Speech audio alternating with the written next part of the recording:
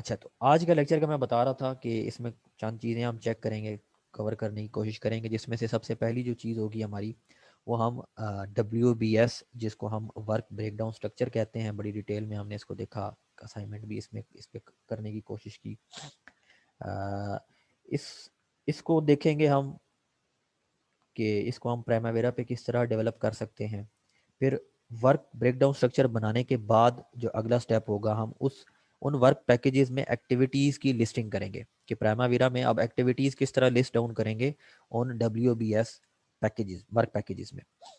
Activity listing करने के बाद हम अगले स्टेप में क्या करेंगे, उन एक्टिविटीज़ को, ये जो लोअर पैनल हमें नज़र आ रहा है, इसमें प्रीडिसेसर्स और सक्सेसर्स एलोकेट करेंगे। क्योंकि अभी हमने रिसोर्सेज एलोकेट नहीं किए, लिहाजा हम इस स्पेसिफिक स्टेप में उसको रिसोर्स एलोकेट नहीं कर सकते। लेकिन अगर हमने एक्टिविटीज की लिस्टिंग से पहले या बाद में रिसोर्स जनरेट कर दिए प्राइमावेरा में, तो हम उसको भी इस स्टेज पर एलोकेट कर सकते हैं। फिर स्टेटस में जो इंफॉर्मेशन आती होगी वो हम देख लेंगे किस तरह इंसर्ट करने हैं, और बाकी जर्नल में जो भी उस एक्टिविटी से रिलेटेड हमारी प्लानिंग में जो चीज़ शामिल थी, उसके अकॉर्डिंगली हम इसमें वो चीज़ जब आएंगे तो जर्नल में भी ऐड कर लेंगे। अब WBS पर जाने के लिए आपने करना क्या होता है कि इस टैब जाएं, यहाँ पर प्रोजेक्ट पर क्लिक करें और ये आपको WBS शो होता है। एक तो तरीकाकार है कि यहाँ से आप WBS ओपन कर सकते हैं, और दूसरा तरीकाकार, अगर आप डायरेक्टरी बार पर आए तो यहाँ पर आपको WBS नज़र आएगा। ये आपको दो ब्लू कलर के स्क्वायर बॉक्सेस नज़र आ रहे होंगे।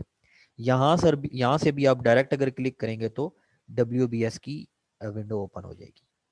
अब ये एक एक्चुअली वेयर हाउस का कंस्ट्रक्शन का प्रोजेक्ट है, जिसका WBS में ऑलरेडी क्रिएट कर चुका हूँ। इसमें 3-4 चीज़ें मज़ीद मैं ऐड करूँगा, जिसमें हम सीखेंगे कि किसी भी WBS में डिफरेंट लेवल्स में सब लेवल्स किस तरह बनाने हैं, या फर्दर उसको ब्रेक डाउन करते करते वर्क पैकेजेस तक किस तरह हमने जाना है।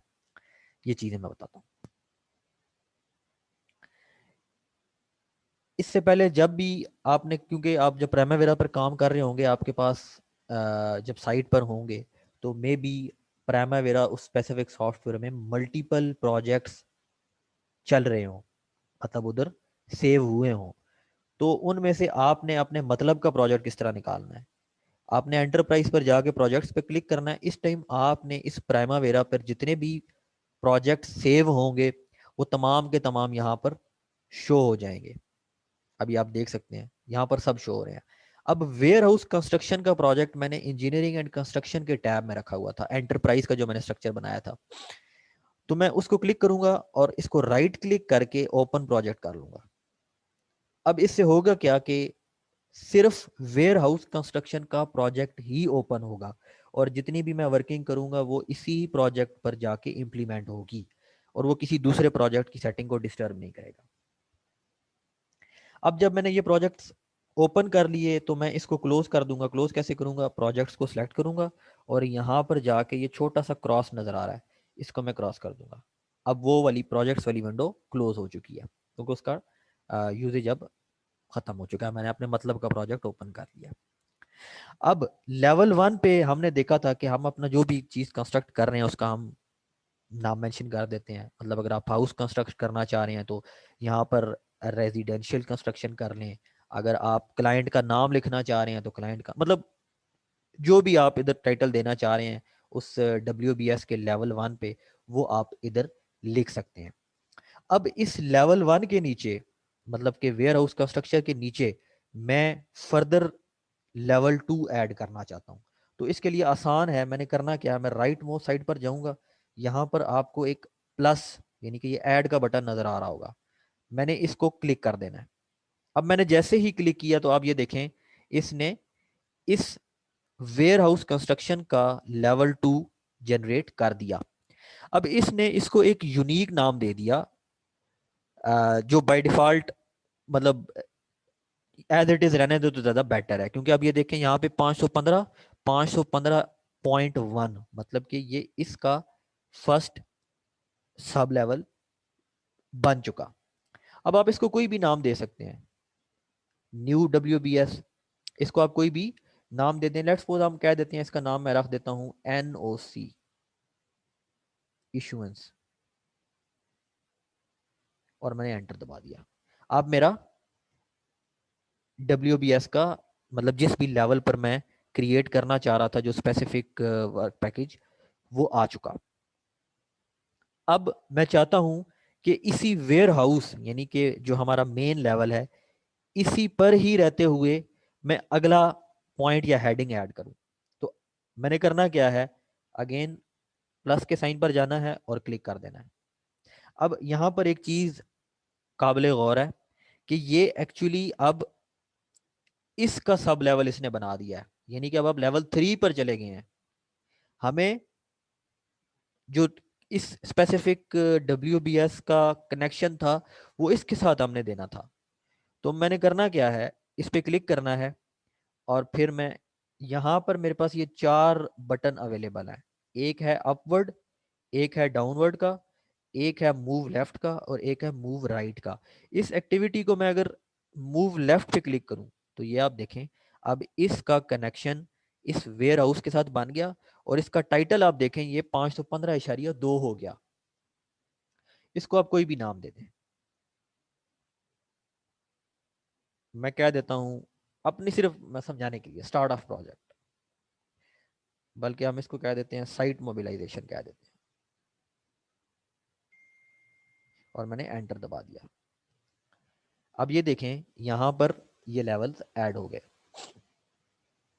अब मैंने यहां पर लेवल 2 पर मैं आता हूं साइट मोबिलाइजेशन में, और मैं इसका फर्दर लेवल जनरेट करना चाहता हूं। तो अगेन स्टेप वही होगा, इस पे मैंने क्लिक किया यानी जिसका आप फर्दर जिसको ब्रेक डाउन करना चाहते हैं, और इधर जाके प्लस का बटन दबाएंगे। अब ये चीज़ यहाँ पर नोट करें, ये बन गई 515.2.1, यानी कि अब ये जो लेवल है या ये जो आपने WBS का नया पार्ट ऐड किया, ये अब इसके साथ कनेक्ट है, ना कि इसके साथ। क्योंकि ये आप डॉटेड लाइन देखें, ये स्टार्ट होके इसके साथ कनेक्ट हो रही है, लेकिन ऊपर की जो डॉटेड लाइन थी वो स्टार्ट होके इस मेन के साथ कनेक्ट हो रही है। तो अब यहाँ पर जो भी आप चीज़ लिखेंगे वो एक्चुअली इसके साथ कनेक्टेड होगी, और ये जो दो हैं 1 और 2, ये इस 515 मेन के साथ कनेक्टेड है। तो इन स्टेप्स को अब अगर आप 515.2.1 को फर्दर ब्रेक डाउन करना चाह रहे हैं, मतलब आपका स्कोप ऑफ प्रोजेक्ट इस तरह का है कि इसको फर्दर ब्रेक डाउन किया जा सकता है एक और लेवल पर, तो मैं अगेन प्लस का बटन दबाऊंगा। अब आप ये देखें उसने मजीद एक लेवल जनरेट करके मुझे दे दिया। इसका टाइटल आप जो भी रखना चाहें रख सकते हैं। अब इसका कनेक्शन 515.2.1 वाले के साथ है, ना कि मेन के साथ। लेकिन अगर आप चाहते हैं कि आप इसका कनेक्शन पीछे देना चाह रहे हैं, मतलब कि साइट मोबिलाइजेशन के साथ, तो अब आप देखें इसका कनेक्शन साइट मोबिलाइजेशन के साथ हो चुका। लेकिन अगर आप चाहते हैं कि मैं इसका कनेक्शन मेन के साथ दे दूं, लेवल जो लेवल 1 था, तो अगेन आप इसी को करेंगे तो वो अब ये देखें मेन के साथ कनेक्ट हो गया। इसको आप अपवर्ड और डाउनवर्ड भी मूव कर सकते हैं, जैसे आपको फिजिबल लगे आप इसको अपवर्ड डाउनवर्ड मूव कर सकते हैं। अब हम इमेजिन करते हैं कि हमसे यहाँ पर इंसर्शन करते हुए WBS में ये मिस्टेक हो गई है, इसको मैंने डिलीट करना है। अगेन जिस जिस भी आपने वर्क पैकेज को या लेवल को डिलीट करना है तो उसको आप सिलेक्ट करेंगे, और यहाँ पर आपको ये डिलीट का बटन नज़र आ रहा होगा, इसको आप प्रेस कर देंगे।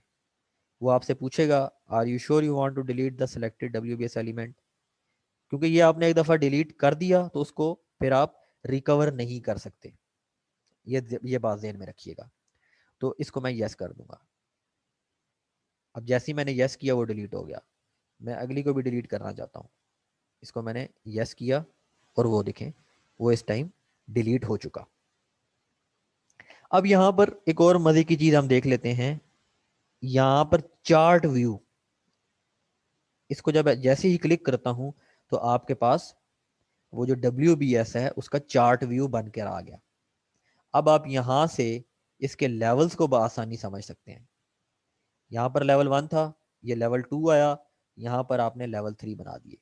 अगर आप फर्दर ब्रेक डाउन करते तो वो उसको मजीद उसको लेवल ब्रेक डाउन करके मजीद हम नीचे आ जाते। अब आप अगर वापस उस पुराने व्यू पर जाना चाहते हैं तो अगेन गैंट चार्ट वाला जो ऑप्शन होगा आप उसको सिलेक्ट कर दें, तो अगेन हम पुरानी विंडो पर वापस आ गए। तो इन स्टेप्स को फॉलो करते हुए आप अपने किसी भी प्रोजेक्ट का WBS बासानी बना सकते हैं प्राइमावेरा पे, जितना मर्जी स्कोप ऑफ वर्क हो, जो मर्जी जिस तरह का भी प्रोजेक्ट हो, बेसिक्स उसकी यही है। अब कितनी कम्प्लेक्सिटी का वो WBS होगा वो उस प्रोजेक्ट के स्कोप ऑफ वर्क पर ही डिपेंडेंट होगा। उसके अकॉर्डिंगली आपने चीज़ें प्लान आउट करनी है और अपने जो भी सीनियर जो प्रोजेक्ट मैनेजर है या डिफरेंट जो कंसर्न्ड बंदे हैं उनके साथ बैठक करके, क्रॉस डिस्कशंस करके ये चीज़ें फाइनलाइज होंगी। कितने लेवल होने चाहिए, तो हर लेवल को फर्दर कितना हम ब्रेक डाउन कर सकते हैं कि हम अपने वर्क पैकेजेस तक पहुंच जाएं। अब जब हमने WBS बना दिया तो अगला स्टेप हमारा होता है WBS से एक्टिविटीज को लिस्ट डाउन करना।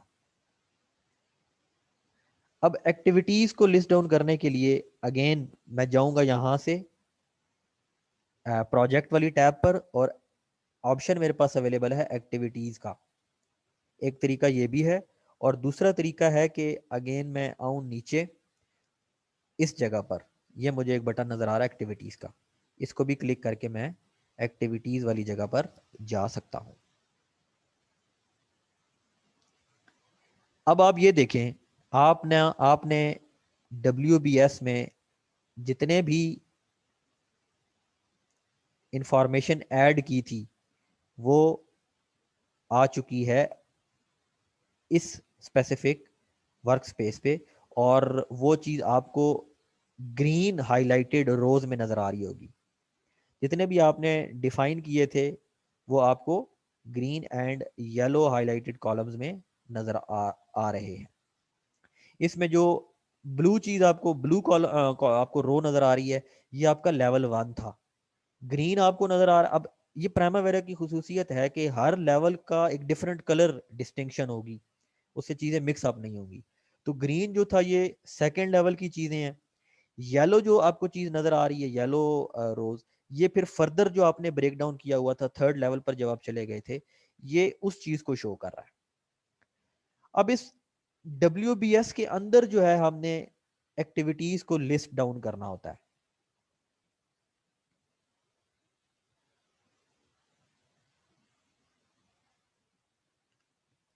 एक्टिविटी को ऐड करने का तरीका ये दोबारा देख ले, मैं एक दफा दोबारा ये कर देता हूं।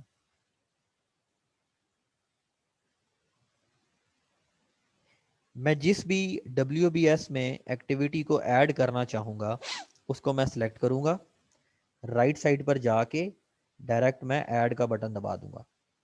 अब जैसे ही मैंने ऐड का बटन दबाया मेरे पास एक नई एक्टिविटी ऐड हो चुकी। अब यहाँ पर एक गौर तलब बात यह है कि इसका जो एक्टिविटी आईडी है वो 1870 उसने दे दी। अगर आप इसको एज इट इज रखना चाह रहे हैं तो एज इट इज रख दें, लेकिन अगर आप चाहते हैं कि आप इस एक्टिविटी की आईडी ऐसी रखें जो आगे सब्सिक्वेंट आईडीज थी उनके साथ एक किस्म के उनके फ्लो में आ जाए। फ्लो से मुराद ये है कि इस एक्टिविटी का जो स्टार्ट हमने किया था ये 1010 से स्टार्ट किया था, अगला मतलब 1000 से स्टार्ट किया था, फिर अगला 1010 आ गया, मतलब ये 1010 का इंटरवल आ रहा था। तो ये आप पर डिपेंडेंट है। आप अगर एक्टिविटी के आईडी का फ्लो रखना चाह रहे हैं जब आप प्रोजेक्ट को स्टार्ट से करेंगे तो वो एक स्पेसिफिक फ्लो के साथ आती चली जाएगी। लेकिन अगर आप बीच में कोई नई एक्टिविटी ऐड करेंगे तो ऑब्वियसली वो प्राइमावेरा जो बाय डिफॉल्ट जो फ्लो चलता आ रहा है उसी को फॉलो करेगा, और उसको एक्टिविटी को वो वाली स्पेसिफिक आईडी जो उस फ्लो में आती होगी वो उसको जनरेट करके दे देगा। मैं इसकी एक्टिविटी आईडी को नहीं छोड़ूंगा, एज इट इज रहने दूंगा। और एक्टिविटी नेम की जगह अब साइट मोबिलाइजेशन में मैं कोई सी भी जो एक्टिविटी देखता हूँ कि इस स्पेसिफिक वर्क ब्रेकडाउन के इस पैकेज में जो चीज़ थी साइट मोबिलाइजेशन में आ सकती है एक्टिविटी, वो मैं लिस्ट डाउन कर दूंगा। हम अपनी आसानी के लिए और प्रैक्टिस के लिए कोई भी हम इसको नाम नाम दे देते हैं कि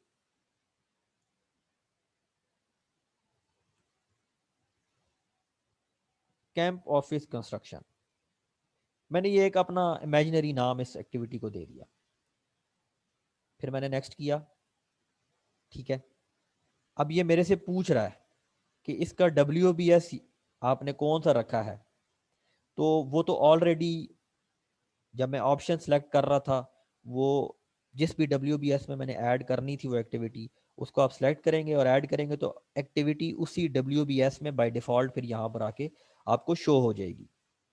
मैंने फिर नेक्स्ट किया, इसको टास्क डिपेंडेंट ही रहने दें फिलहाल। अच्छा, असाइन रिसोर्सेज।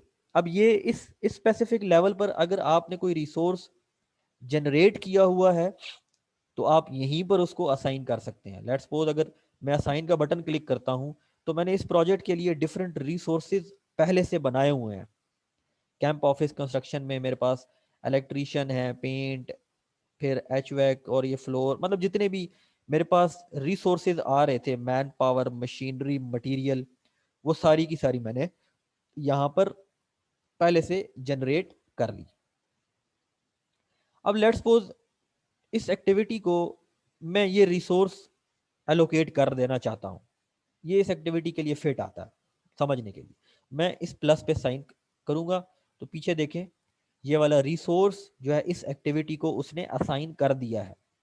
अगर आप इसको रिमूव करना चाह रहे हैं तो आप इसको रिमूव भी कर सकते हैं। मैं इसको फिर नेक्स्ट करता हूँ। इसकी fix duration and units as it is रहने दें। टोटल लेबर यूनिट्स और टोटल नॉन लेबर यूनिट्स ये आपने जो आपका जो BOQ होगा वहाँ से उसकी कैलकुलेशन होगी, और जो आपके प्रोडक्टिविटी चार्ट्स आपके पास ऑलरेडी होंगे, जो इस भी ऑर्गेनाइजेशन में आप काम करेंगे उन्होंने प्रोडक्टिविटी चार्ट्स अपने बना के अपने पास रखे होते हैं।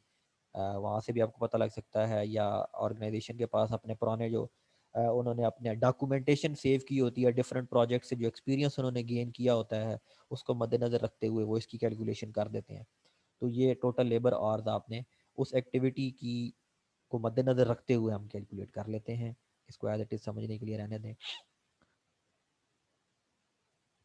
अच्छा, अब ये हमसे पूछ रहा है कि इस स्पेसिफिक स्टेज पर कि आप इस एक्टिविटी को कोई रिलेशनशिप, यानी कि आप इसका कोई सक्सेसर या प्रीडिसेसर देना चाहते हैं।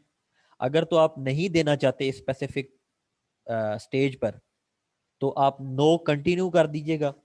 अगर आप करना चाहते हैं ऐड तो हम yes I would like to configure relationships now वाले ऑप्शन को हम सेलेक्ट कर देंगे। दोनों ऑप्शन सेलेक्ट करके देख लेते हैं।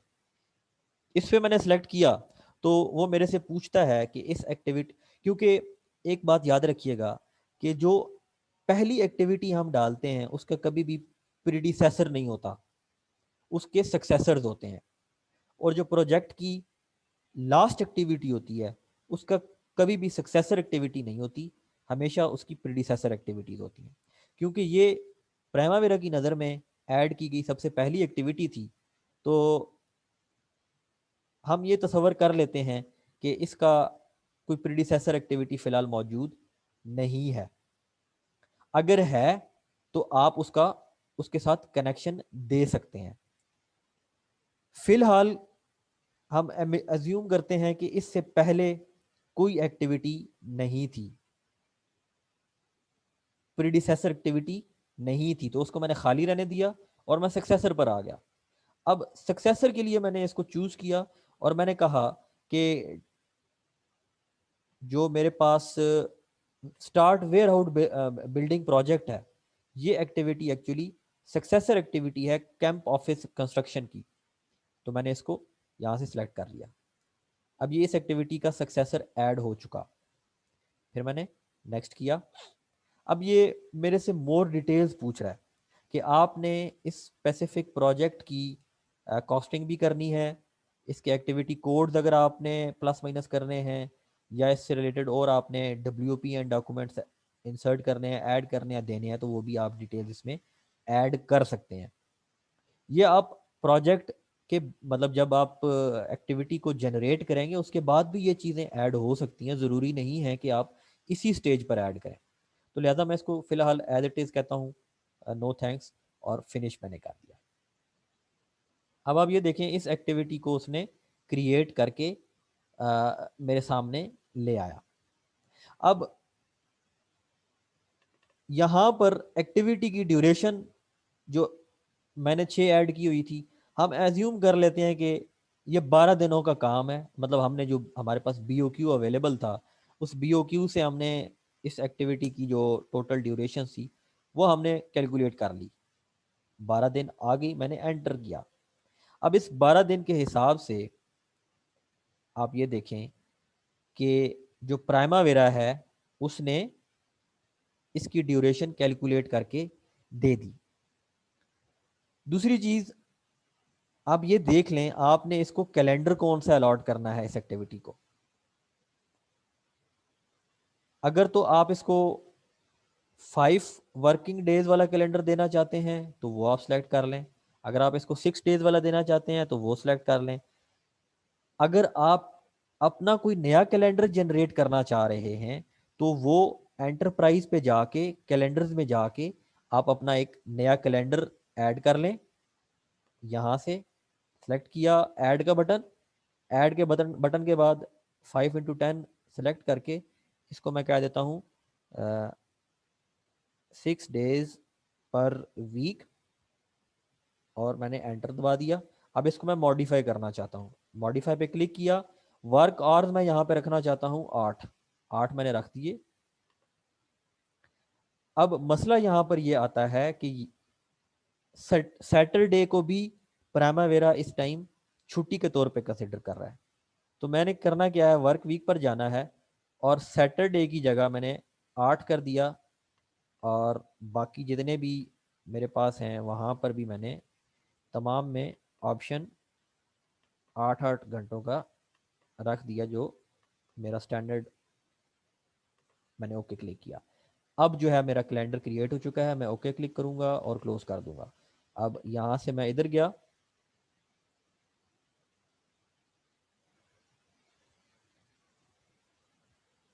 उसको सेलेक्ट किया और मेरे पास एक्टिविटी का जो ड्यूरेशन थी उसके अकॉर्डिंगली जो भी उसका टोटल फ्लोट अगर उसमें अवेलेबल था तो वो फ्लोट उसमें ऐड अप करके, या अगर लैग उसमें प्री डिफाइंड था तो वो सारा ऑटोमेटिकली बाय डिफ़ॉल्ट वो आपको कैलकुलेट करके उसकी स्टार्ट डेट और फिनिश डेट दे देगा।